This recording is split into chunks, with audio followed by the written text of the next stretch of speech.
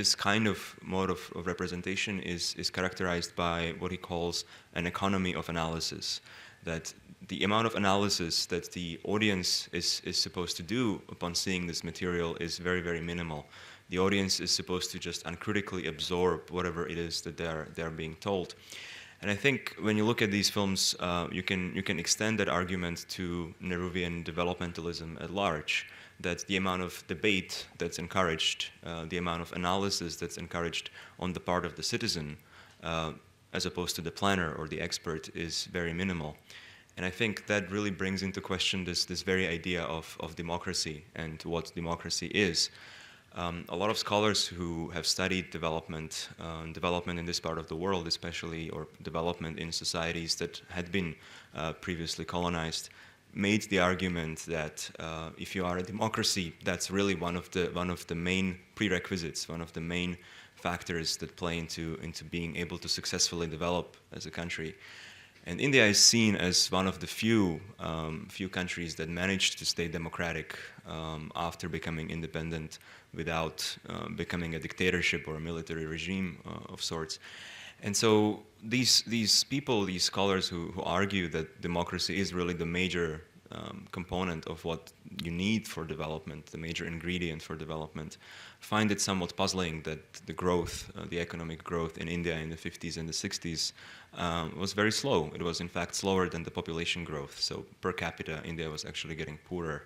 And of course, that statistic doesn't necessarily capture the entire reality of everything that was happening. But it's just interesting to ponder what democracy actually means and what these films tell us about democracy, and whether this idea of emergency and suppressing civil liberties of citizens, or putting citizens in certain boxes where there are certain actions they are expected to perform and other actions they are not expected to perform, like criticize the government. What that actually says about the nature of democracy in India in those years. Now I'd like to move to the last two films. Those were released in 1972, both in the same year. One of them is called Yes, It's On by S.N.S. Shastri, and the other one is called 25 by Prem Vaidya. Two very different films, both of them looking at development in India in the first 25 years of independence. And of course, these are films that are released after this entire period of Jean Bauernegri in the late 1960s, when films division has changed in some ways, and creativity was more encouraged, and artists who had previously worked as independent filmmakers were brought in, people like Sukhdev and so on. I'm not going to say a whole lot about these films. Obviously, they are going to be presenting a very different vision of development. They are going to be very different from these four films that we saw up until now, both in terms of content and in terms of their form and cinematic language. Producers, but people who worked in FP to make films. How were they chosen? What did they study? Have you found anything about it? A little bit through interviews mostly. I know that a lot of the positions were advertised through newspapers. I know that a lot of people had to move to Mumbai, so the searches were done nationwide. A lot of the times they were not creative people necessarily. I know that, for example, there was a batch of filmmakers early who went to USC, University of Southern California, in the U.S. On a government scholarship, and those are 4 or 5, I believe, 5 filmmakers, and then came back and became, some of the creative personnel. Most of them were science graduates, so science was associated with filmmaking, and there was this assumption on the part of the government, that if you have a natural science, hard science background, you will be able to translate that into filmmaking. That's about as much as I know. Of course, that changed under Bauernegri, who then looked for much more creative personnel and looked for artists who had already done something and who had a portfolio to show, and then targeted those people specifically. Did you come across any documentaries in your research in that period of the 25 years of after independence, of any person who spoke globally, with global politics and science, with a technical and a scientific temper in their comments on politics and nation development and policies, etc., etc.? Did you see anybody with a scientific, objective, global perspective in the documentaries? Yes and no. There were films that were released in two different versions for the domestic audience and the international audience. Most of the films that I have focused on were for the domestic audience. I do know that there were versions of some of these films that were released internationally and that included character and the kind of content that would be appealing internationally.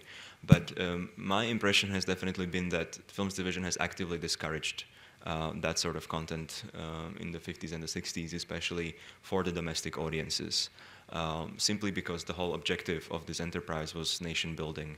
And so focusing on what was here in India domestically, what was going on, and what the potential was, really became the central focus. So I definitely don't think that this was something that anyone in Films Division would have actively encouraged in those years. What exactly is the kind of output of FD that you looked at? Did you confine yourself to these documentaries which were maybe 20 minutes, 25 minutes? Or did you also look at the Indian newsreel, which is like the weekly summary of events in India, which played before feature films? Because I was wondering if those outputs fell into the template, the kind of analytical template that you're looking at. Yeah, in the beginning I looked at everything, and then I narrowed it down as I progressed with my research. What I found was that the documentaries were much richer. They offered a much richer analysis when you're thinking about development, simply because the Films Division spent a lot more time on these films. There was a much more interaction between Films Division and the sponsoring ministries, so there was more documentation that you can look at when you're trying to study exactly how these films came about. For the newsreels, it was a much quicker process. There was a lot less ideology in it because it was trying to simply portray the facts. Of course, what you choose as your facts itself speaks about the kind of ideology that you are trying to push.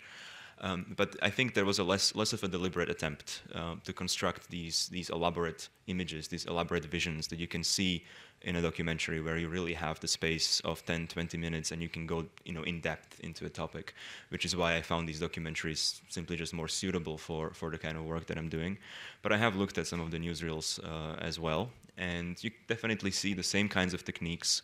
The people who worked on the newsreels oftentimes crossed into documentary. The same kinds of footage was used. There was a central library of footage from which both the newsreel department and the documentary department were borrowing. So you see a large amount of overlap there as well. Another interesting thing about the newsreels is that there actually were newsreels during the war as well, and Information Films India began as a newsreel unit. The documentaries came later. And because of the sheer shortage of films that have survived from that period, I was forced to look at all the newsreels from the war period, because they contained certain amount of information about development.